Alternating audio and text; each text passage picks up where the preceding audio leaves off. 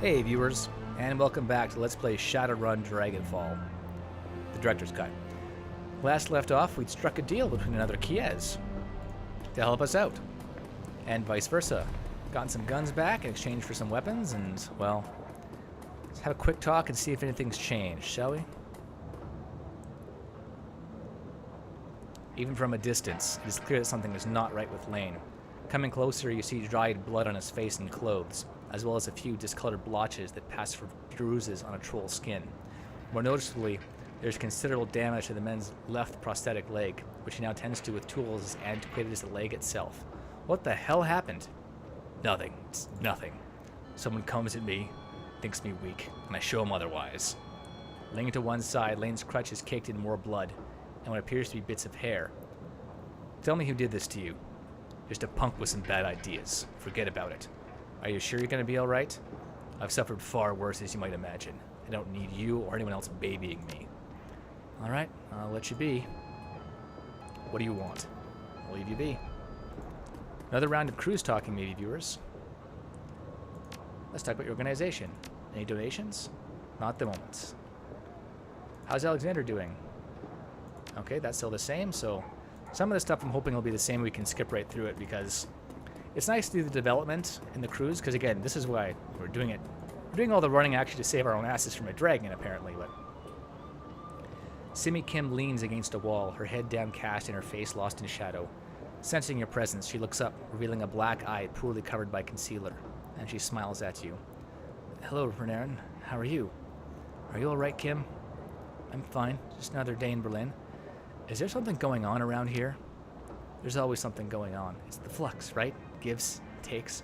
Sometimes it just takes more than it gives. And some things it takes are gone forever. Friends that disappear, family that dies, people like Monica. I don't much like the flux. In The Sims, you can have the same happy day over and over. You can skip past the parts you don't like or replay the good moments as many times as you want. I can't think of any parts of real life I'd want to play over. And plenty of parts I wish I could skip.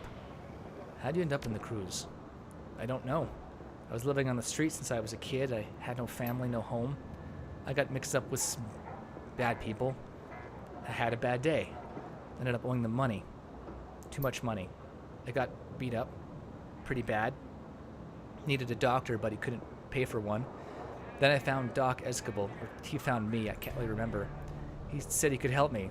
He gave me the money up front, but he said that I had to come back for medicine every month until it was time to pay him back. And I did, and I took the medicine just like he said. I really don't want to talk about this anymore, okay? Take care of yourself. Whatever I have to do.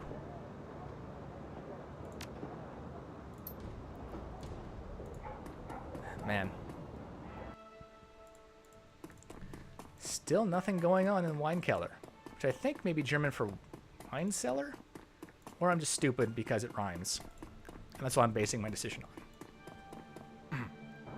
Sorry, viewers. Phone booth is just a phone booth, it looks like.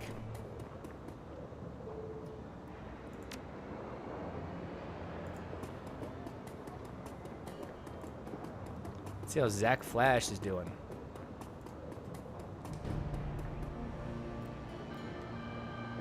Nope, nothing new. Okay, I think I should... the whole reason I did the gun mission first was to get better guns, so I think it's time to do that before I go and rob this BioWare place.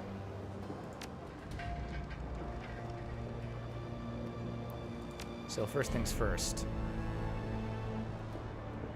Let's pick up this new outfit.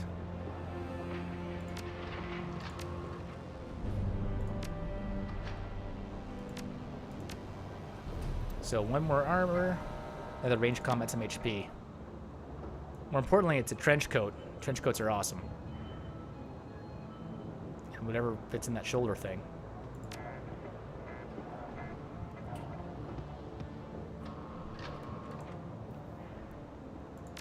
Now, now we can use the new guns. Smart thinking. So where's the really good rifle again? It's out of my price range.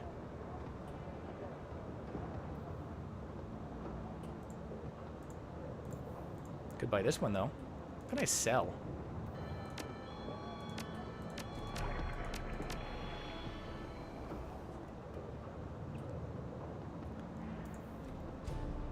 Let's just buy the revolt. Well, no. Yeah, okay, you know what? Since I now don't have enough money to buy the gun that I wanted to use, forget about it.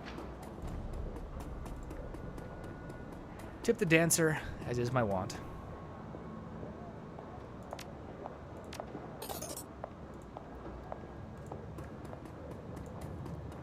See if Kami has anything to say.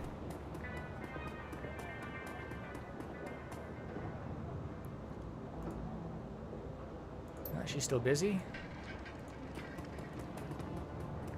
Oh, she talked to Malite about the drone, maybe. Nope. Just make sure that none of my team has anything to say, then I swear we're off to that biotech thing. For real. Thoughts about the last run? Nothing we didn't already talk about, okay?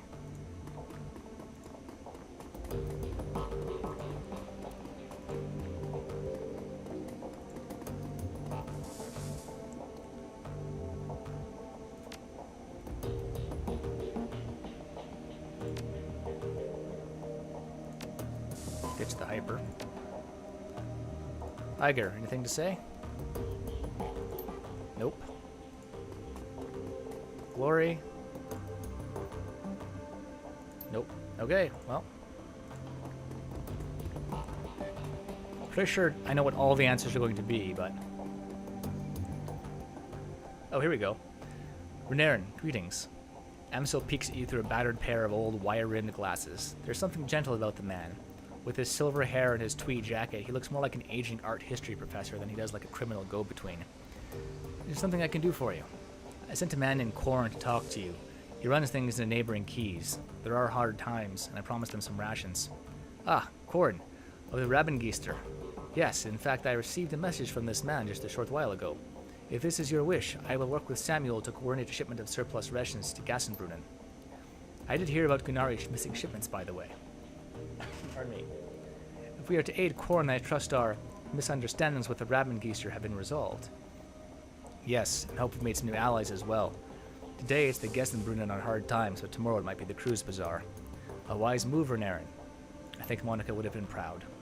Very well, I shall make the arrangements. I'm glad you were able to retrieve Gunnari's shipment without needless violence. Good work. Now, is there anything else I can help you with? I think that's it. Maybe I should just stick with the stereotypical accent for Paul Amsel. Just so we can tell them apart in the big group schemes. You might have, I mean, it's a little late to say this now, but Dietrich I kind of waffle in and out of Cockney, because there's not much else I can do.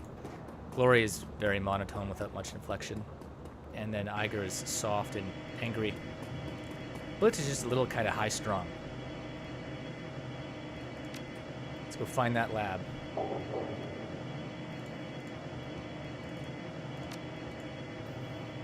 Iger, Blitz, Glory.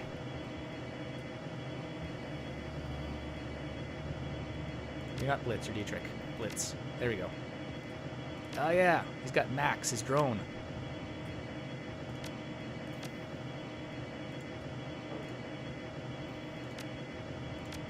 Here we go.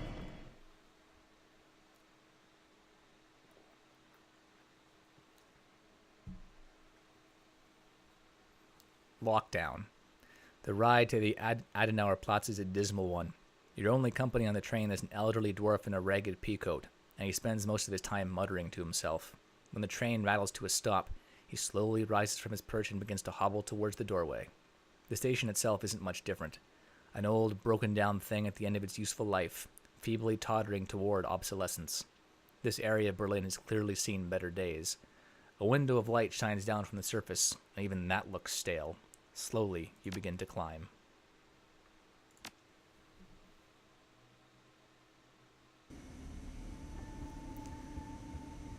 The streets above the Adenauer Platz are dark and dismal. This kiosk has seen better days. Everything here reeks of economic depression and faded glory. Looming above you is a fortress-like, seemingly impregnable facility. The windows have been shuttered with enormous steel panels, lending the entire building a sinister appearance. That's our target, Sutherland Bioscience. I wonder what happened in there. It might still be happening for all we know. That's a cheerful thought. Come on, Chief, let's get this over with.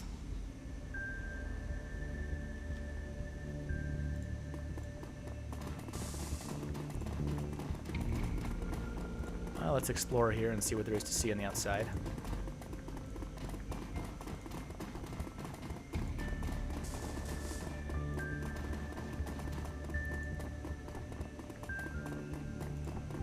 Oh, hey guys, what's up?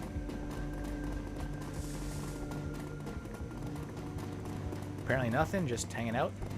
Okay. Ooh, discarded tires.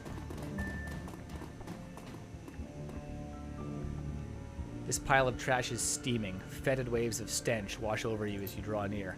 God damn, that's rank. I'll stay back here if you don't mind. I have better things to do than dig through a pile of decomposing trash. It might not be decomposition. That steam could be coming from a grate or a vent under the pile. Yeah, well, I ain't touching it. The trash aside. The garbage pile was concealing a small HVAC vent. The steam that pours from it smells much cleaner now that it isn't being filtered through a heap of filth. A dwarf might be able to fit inside the vent, but nothing larger. Send in a drone.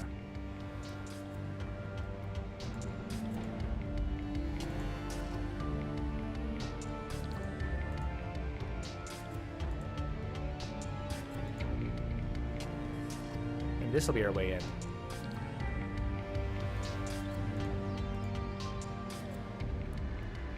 Then at the duct you find a maintenance panel. It was designed with a big, chunky handle suitable for drone operation. Open the hatch. Behind the hatch you find a great rat's nest of monofilament wires. Each wire snakes over and around the others to connect to a different endpoint. Thankfully, all of the endpoints are labeled. It doesn't take long to find the wire that governs the power locks on the building's front door. Short-circuit it.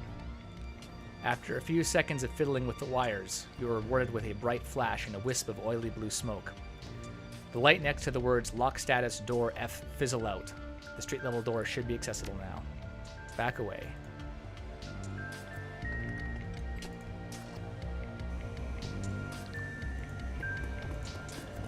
No, don't need to jack in anymore. I wonder if I could have gotten something else doing that. Oh well, good thing I brought the drone. Oh, one thing is this mission is actually blind. I haven't done this one yet, so I have no idea what I'm in for. Locate the experimental bioware.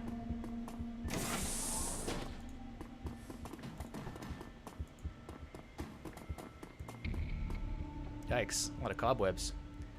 This terminal appears to contain an inventory control system for Sutherland Biosciences merchandise. The items are spelled out on amber lettering against a solid black background. A glowing cursor awaits your input. Sutherland Bioscience, project and specimen inventory. Tissue banks, organ farm, breakdown and analysis, replication and fabrication, all org chem wings, organ chemical, executive wing, contract fulfillment, animal testing wing, special projects. Let's test out special projects. This entry details a number of projects that involve invasive testing on awakened animals. There are listings for a number of hellhounds, including their complete medical history. It appears that most of the experimental procedures listed were performed on a subject named Billy, but who or what Billy might be has been left undisclosed. Contract fulfillment? This entry contains a complete breakdown of the organs waiting in cold storage to be claimed by clients and investors. Scanning over the list, you see a number of high-end security level enhancements in inventory. Bioware like this would normally run tens of thousands of nuyen. If this was what Escabel was commissioning Sutherland to produce, he could undercut all of his competitors and still make an ungodly profit. Replication fabrication? This entry contains notes on Sutherland's attempts to replicate products that it had previously dissected and studied. According to information here, Sutherland had achieved a shocking level of success at producing generic versions of a wide variety of chemical and restricted bioware products. These knockoff products were commissioned by an outside investor and had been moved into cold storage in the executive wing pending transport. Well, I guess I'm headed to the executive wing. Breakdown and analysis. This entry contains a complete log of studies performed by Sutherland employees on the products of competing biotech companies. Bioware samples by Universal Omnitech, Shiawase, Proteus AG, and Biogene have all gone under the knife here, and the results of each dissection have been meticulously recorded. Select Tissue Bank's Organ Farm. This entry provides a complete breakdown of the standard organs that are being grown in the organic chemistry wing of Sutherland Bioscience. It seems that the lab was outfitted with a capacity to mass-produce vat-grown metahuman organs, including hearts, kidneys, livers, and lungs. This material would then be used for testing purposes. Yikes.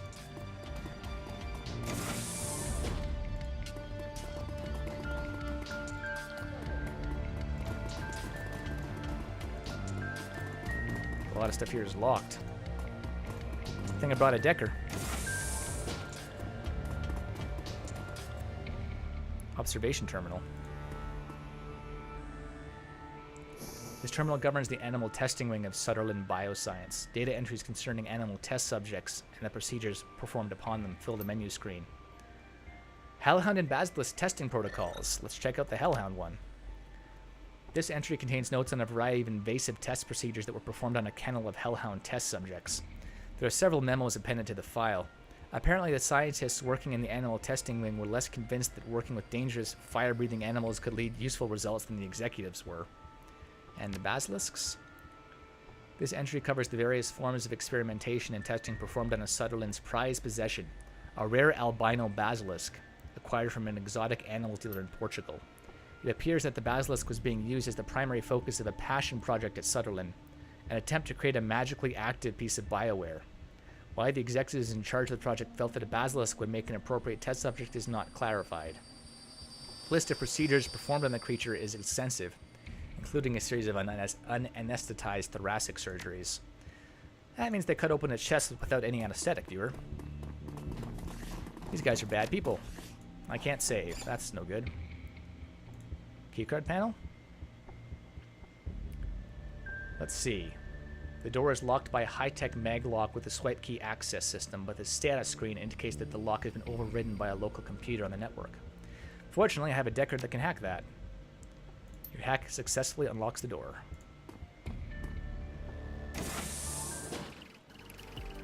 Yeah, unauthorized access detected. Raiding weapons for pacification.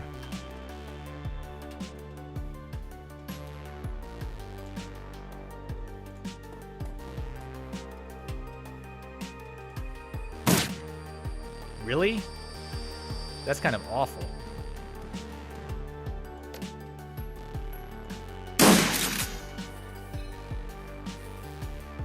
Okay, Glory, you need to dose up. Wreck some face.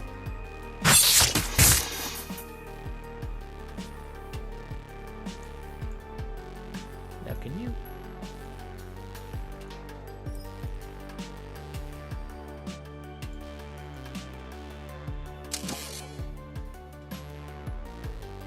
Taser. Nice.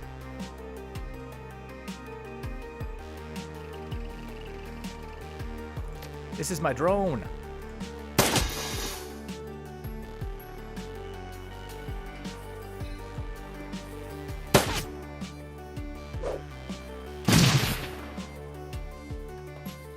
That thing just became a priority for me.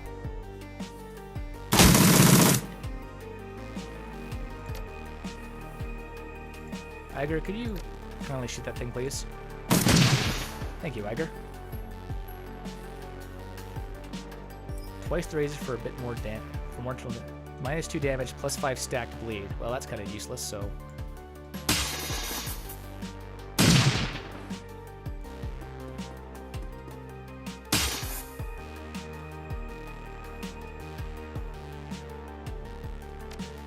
Go Max.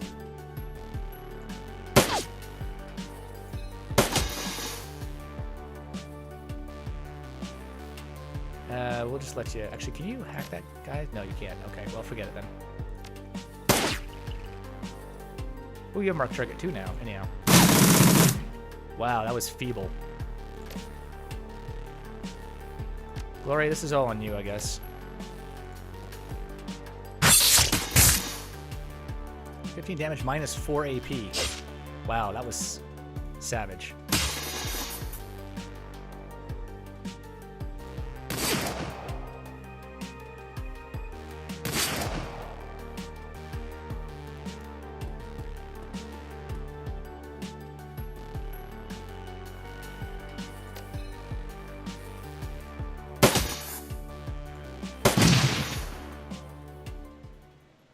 Nice.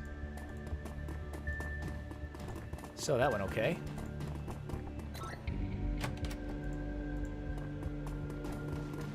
Pick up what? Oh, random Nuyen lying around on the ground. Okay.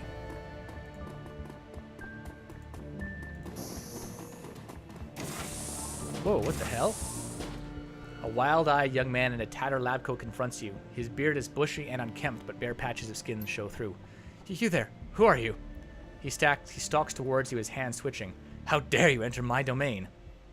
Easy there, pal. I thought this lab was abandoned. Abandoned? This is my territory. My home. You are an invader in my territory, sir, and you have murdered my peasantry. Blitz mutters under his breath. Well, we got a live one here, Chief. He continues his rant without pausing for breath. You are a murderer, a monster. You will pay. Hold up. Who are you? I am Philip Rex, the Night King of Sutherland Bioscience. I will have you banished for your transgressions, sir.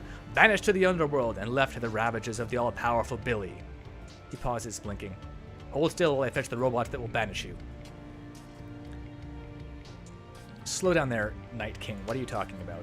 I am the sovereign ruler of this building, now and forever. He puffs his chest out even further. By right of succession, the former laboratories of Sutherland Bioscience belong to me. Succession. Who died? His eyes bulge. Everybody! Everybody but me. Once, I shared authority with another, my dear friend Heiner. Our Dumvirate led this building into a golden age. Together, we liberated the animal testing labs and annexed them into our territory. But then Heiner got eaten by Billy, and the burden of leadership fell onto my shoulders. I did my best to make life good for the peasantry. I scrubbed their plastic cases on a daily basis. I crooned pleasing melodies to ease their troubled minds. But those days are over now. My peasants are dead. You have destroyed something beautiful. All right, sire, I'm sorry about your peasants, but I'm on an important, quest. The grief on his face instantly vanishes. What replaces it looks at curiosity. Oh, well, that changes everything. Perilous quests and civilian casualties go together like chocolate and peanut butter. I can't stay mad at you for that. Tell me about this quest of yours, good sir. Leave nothing to the imagination. He leans forward, smiling. You have my rapt attention. I need to get my hands on the Bioware prototypes that are being stored in the executive wing. His eyes go wide. The executive wing? Madness! Take this as a warning, noble stranger. If you intend to forge your way into that land of milk and honey, you do so at your own peril. The underworld stands between you and your goal, and the underworld is home to the murderous Billy. I think I've read about this Billy. He was Sutherland's albino basilisk, right? Was is right. Now he is so much more. A creature of legend. Years of experimentation have remade the beast into the ultimate killing machine. He's smarter than 10 men, and 5 times as deadly. Well, if this Billy is standing in my way, I guess I'll have to kill him. A fool's errand. Heiner tried to kill Billy once. He thought that by eating the beast, we could steal its power. Hubris. Billy devoured my friend for his insolence, and the last remaining copy of Key Card E was lost. He was a beautiful fool, that Heiner. I told him that we didn't need to eat Billy. We could survive indefinitely on synthesized cardiac tissue and choco nubs. But he wouldn't listen, and Key Card E was lost. And without it, I can no longer access the executive wing and its expansive snack bar. I've eaten nothing but vat-grown metahuman organs for a year and a half, stranger. I would kill for a choco nub. I think I've heard all I need to about Billy. Just tell me how to get into the executive wing. Very well, stranger. If you cannot be dissuaded, I will help you.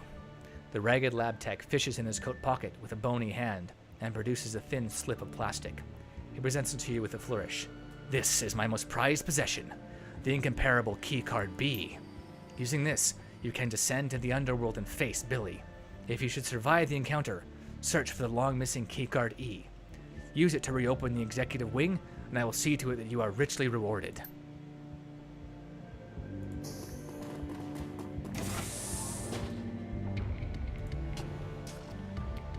He lurches towards you with a start. You're back. Is Billy dead? Have you retrieved the long-lost Key Card E? No, not yet. Oh, then what do you want? I want to know about the prototype Bioware. He shrugs.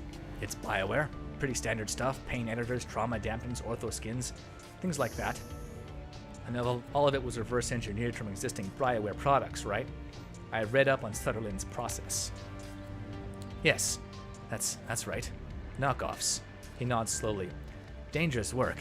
Illegal in most places, but not here in Berlin. Our investor needed it that way.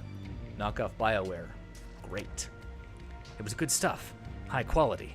You couldn't tell one of our pieces from the real thing, not even with a microscope. But that was then and this is now. The stuff in the lab, the organs we worked so hard to copy, it's no different to me than anything else you've seen in this lab. It's all meat. He frowns in distaste. Potentially edible, sure, but otherwise useless. If you won't miss this, meat, I'll take it off your hands. Go right ahead. Fill your pockets, take whatever you'd like. I, on the other hand, will avail myself of the snack bar. Tell me about your peasantry. I love them. They're like family to me. When I'm hungry, they're the ones who harvest the meat for me to cook from the cultured organ lab. When I'm in need of company, they keep me warm. Sounds cozy. It is. You killed 3 of them, but I can activate more. He rubs his chin, grinning. They will return to me, and I will show them the love that only a true ruler can. I will bathe them in my affection, and they— Hang on a second. Just how many more peasants do you have in this building? Oh, hundreds. He beams at you. The security system here is quite state-of-the-art. User-friendly, too. It didn't take that long to figure out how to make some peasants wake up, and others go to sleep. I allow the majority of my peasantry to rest peacefully, basking in the benevolence of my rule. I could wake them at any time, but why? I say, let them rest. That's probably for the best. Can we talk about something else? I want to know a little more about the underworld. He nods slowly. The nether realm that lies beneath the hallowed halls of Shadowrun bioscience. A nightmarish labyrinth of dripping pipes and filthy brickwork. Billy rules supreme down there now. To set foot into the underworld means certain death. Just to get this straight, we're talking about a sewer, right? The underworld is just the sewer. Yes, it is a sewer. But it is also a nightmarish labyrinth of— Yeah, I got you. Let's talk about something else. Very well. What do you need to know? What happened here? What caused the lockdown? A calamitous series of events. It began with a spilled cup of soy calf and ended in terror and blood. He falls silent. There is a long, awkward pause. And he blinks confusedly. You want more? Yes, that wasn't an explanation. He sighs. Then you shall have one. Where to begin? On the morning of the lockdown, all was well. Giesler, an executive, was making his rounds, walking from console to check up on us. He held a bubbling cup of soy calf in his stubby little hands. We all knew that the food and drink were forbidden outside of the employee lounge, but Giesler was a proud man, and he would not obey the rules. His pride was our undoing. He tripped and fell, and his soy calf spilled into a console in the animal testing wing.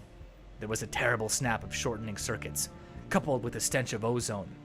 All over the building, emergency lights flashed and alarms blared. The building went into quarantine mode. He raises his voice and gestures theatrically. Doors locked and shutters slammed closed. We were all trapped like rats inside, but we were not afraid. We were sure that the malfunction would be fixed within the hour. We did not know what was coming for us. Unbeknownst to any of us, Giesler's devil beverage had done more than initiate a false quarantine. It also shorted the locks on Billy's cage. The albino basilisk slipped its bonds, and in that moment, its reign of terror began. His voice climbs to a roar. Within a half hour of the spill, Billy had slaughtered everyone who could have disengaged the lockdown. Executives were torn limb from limb. Their business attire was shredded, their expenditure reports bathed in blood, and the rest of us were trapped inside with the savage beast. He falls silent, blinking. As you watch, his expression clouds. When he speaks again, his voice is small. In the end, only Heiner and I remained. We managed to trap Billy in the underworld, but there was no hope of escape for us. Why not? Couldn't you have just called for help? No, comlinks don't work in here. No reception. And the quarantine cut off our matrix access. Heiner and I found ourselves completely isolated from the outside world, with a terrible creature running loose in the basement. Our choices were to give up and die, or to make the best of it. The manic cheer that you've come to expect floods back into the lab tech. He spreads his arms wide, a knowing smile on his face. And as you can plainly see, we chose the latter. We persevered and eventually transformed this husk of a building into the glorious kingdom that you find yourself standing in today. It was all for the best in the end. I tamed this land, and I've grown to love it. I will never live anywhere else. Maybe you could use your peasants to kill Billy for you. He recoils in horror. My peasants? My peasants? Send them against that monster? Never. No, stranger, I will tell you that it would be a massacre. I would have their blood on their hands. I cannot do it, and I will not. End of discussion. I gotta go. See you around. Yeah, later. This is by far my favorite side quest so far. Like, what the hell? Check this surveillance terminal. It looks like this media setup is wired into the building's security system. Video feeds from cameras all over the facility can be viewed here. Search the machine's video archive. Paging through the computer's file system, you find a number of archived video feeds from the building's surveillance system. In addition, episodes 1 through 6 of an old Slovakian period fantasy series called Night Kings of Lightning Hold have been saved to the machine's desktop. Blitz. I remember that show. It was horrible. I mean, really, really bad. It made Neil the Orc Barbarian look high art. Me and my buddies in the Schwartz Hudson used to get high and laugh at it. It only ran for 7 episodes before it got pulled. According to the computer file system, each of the 6 episodes has been viewed over 400 times in the past 2 years. The last marathon viewing was this morning. Let's watch the security archive dated 18 months ago. As the video feed kicks in, Philip is engaged in animated discussion with someone who's standing just outside camera range. You can see his shoes and his shadow, but nothing more. The voice sounds human. You'd guess that the off-camera speaker is a man in his early 20s. Look, we've survived this long. If we play our cards right and do a proper bit of rationing, I reckon that we can live off the executive snack bar for a long time to come. We've had plenty of fat and sugar. Those won't be a problem. We've got mixed nuts for protein. We can get our vitamins and minerals from the diet bars. There aren't many of those, but like I said, we'll ration. I'd be willing to bet that we can hold out for 2 to 3 months on what's stashed away in that snack bar. We're sure to be rescued before we run dry. There's Phil. You're fooling yourself, man. Ignoring an unpleasant truth rather than facing it. We have to accept the fact that we could be stuck in here for the long haul. The snacks are great and all, but they can't be our staple food stuff. We need to stretch them out as far as humanly possible, and that means supplementing them with something more substantial. There's a long pause.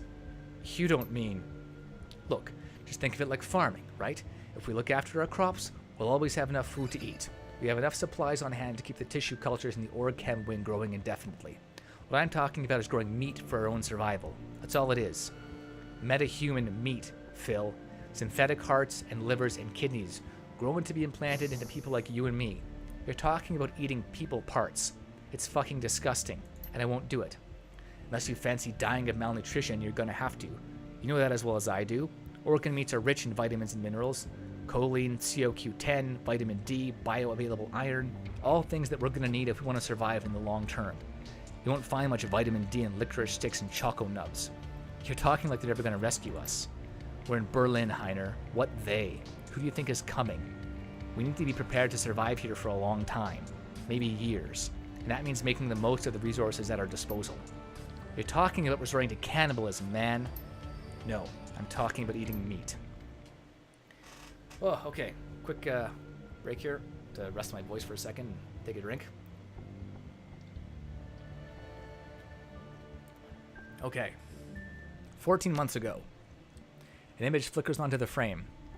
Philip, leaning against a wall, listlessly chewing on an unidentifiable hunk of cooked meat. He looks miserable. A drone comes to inspect him and he pushes it away. Heiner's voice crackles in over the intercom. Philip doesn't look up. I'm going now, Phil. No more arguments, okay? There's a long pause. In lieu of responding, Philip takes another bite of meat and gnashes at it with his teeth. I'll kill that fucking thing. You'll see. That goddamn basilisk is going down. Once we can get into the sewers again, we might be able to find our way out. This is our chance, Philip. Wish me luck. Philip says nothing. The video continues to play for a time, then cuts to static. Alright, 11 months ago. The video feed flickers onto the screen. In it, you find Philip standing in the corner of the room that you're in now. He looks haggard, exhausted, and he carries a haunted look in his eyes. Heiner is notably absent. Cheap, synthesized music pipes in from somewhere off screen. Philip turns to stare in the direction that the music came from. A smooth baritone voice sings out a phrase in Slovak. A half second later, a different voice shouts a translation in German. Night Kings of Lighthold. Oh man, that was it. That's the show. I forgot how bad that dub job was. Philip stares, glassy-eyed, as the show begins. The synthesized music blares.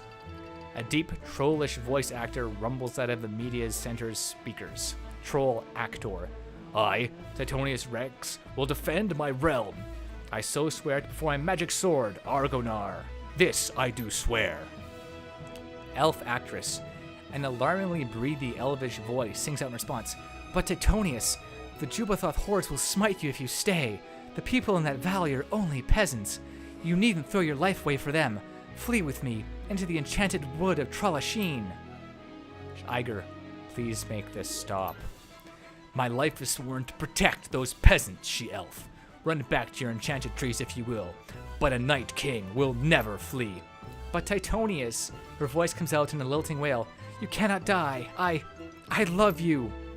Then go to your father and beseech him to rally his elf troops southward, for if Titonius Rex falls, Lightning Hold will fall, and Lightning Hold will not fall. The troll drones on, audibly struggling to emote and occasionally tripping over his lines. Overall, the acting quality is roughly on par with what you'd expect from a primary school Christmas pageant. Philip stares at the screen, listlessly chewing his meat. His nose is wrinkled in distaste, and his fists clench and unclench. Mercifully, the video feed cuts to static. Alright, so, 8 months ago, the screen flickers and a video feed of Philip pops onto the screen. He's standing in the corner watching an episode of Night Kings of Lightning Hold. His jaw hangs slack and he stares at the screen in rapt attention. But father, Titonius Rex is risking his life, nay, his very soul, to defend Lightning Hold from the Jubithons. His enchanted sword, Argonar, feeds upon his honesty and bravery, and it seeks to transform him from a noble Night King into an evil demon lord, says the elf actress. Philip's lips move silently, mouthing the words as they are spoken. Evidently, he has committed the entire script to memory. Elderly-sounding elf actor. My darling daughter, that is why I cannot send my troops. Your beloved Titonius Rex walks the knife's edge between light and darkness every time he draws that devil blade from its scabbard. It is long past time you learn the truth about me, Brenathe. I was the one who trapped the demon lord Karabork within that blade. The breathy actress lets out a sharp gasp. Phil mimes the motion, and a tear begins to trace its way down his face. But father, you can't mean... Yes, my daughter. I was the one called Thunderspear, the sworn enemy of Titonius Rex's people, the Hunga barbarian tribe. And this is all your fault. The Jubithons, the threat to my beloved soul, all of it. That was the only way to save Trallasheen, my darling daughter. Trallasheen and your mother, whom I hid away when you were but a girl. She's still alive, Brenathe. A security drone floats by to inspect Philip. Idly, he reaches out and begins to stroke its casing, petting it as if it were a house cat. The video feed flickers and gutters out, and then you find yourself back at the main menu. This is pretty awesome, viewers, I can't lie. Let's see what today's security footage says. The screen flickers and Philip appears on the screen. He appears to be dancing with one of the security drones. The little machine weaves and bobs frantically to avoid colliding with him, and with every motion the lab tech slides in to fill the empty space. Around and around they go, twirling and writhing across the laboratory floor. There is an enormous smile on Philip's face. Then the lights go dim, and an alarm begins to shout. Danger, danger, intruder detected, security protocols engaged. I admire your bravery, noble vassal. Philip rests a hand on the top of the little drone. But this is my fight.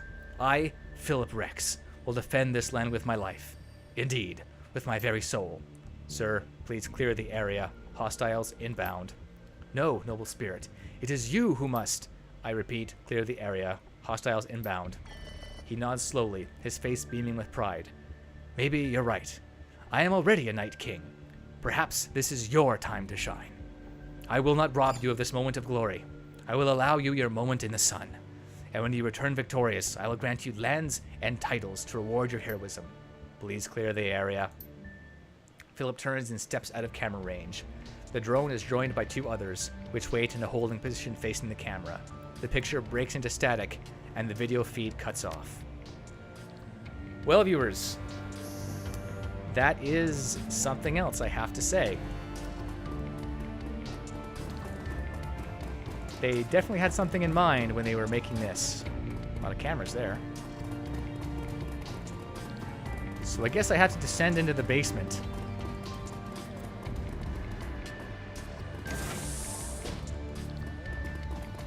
Yeah, climb down in a couple places. executive clearance panel. The door is hermetically sealed. Months of disuse have left it covered in a thick coat of dust. A simple swipe key access system has been mounted into the door frame. Block letters on the system's case read executive clearance only. Well, I guess we better walk away then. What's over here? Clearance B. Oh, I have this key card already. This console seems to control the locking mechanism for the door in front of you. A keycard reader has been set into the front bezel of the console.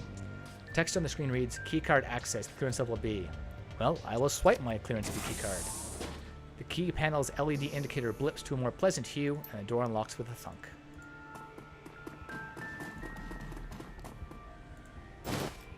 Advanced medkit. Might need that. Alright, viewers, this is actually quite the side mission. I think we're actually going to take a break here. We're about a little over 40 minutes in. And next time when we return, it's time to battle the Basilisk. Billy will know fear. Thanks for watching, viewers, and see you next time.